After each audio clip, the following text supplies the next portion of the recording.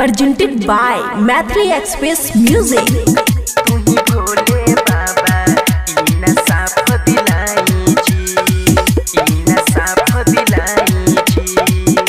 खुशी recording studio Baluaha. Chhotu के हमारा जिंदगी से बाबा छीन लेलको जी, ए भोले बाबा। छोटू के हमारा जिंदगी से बाबा छीन लेलको जी, तू ही भोले बाबा ई नशा फदिलाई जी। ए बाबा हो तू ही भोले बाबा ई नशा फदिलाई जी।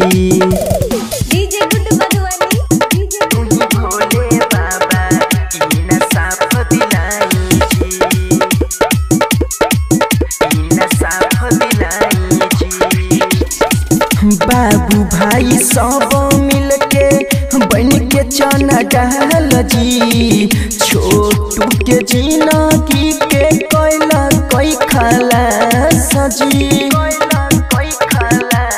ए भोले बाबू भाई सब मिलके बन के चना डाल जी, छोटू के जिंदगी के कोयला कोई खाला सजी।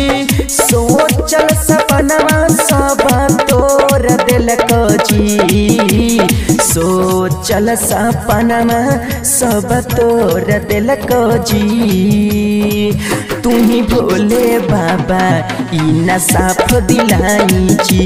ए बाबा हो तू ही भोले बाबा ई नशा फदिलाई जी।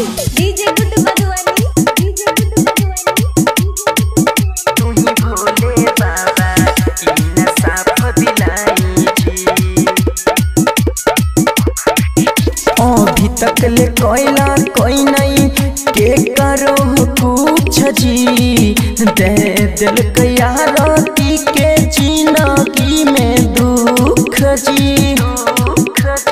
ए भोले तू ही इंसाफ करो।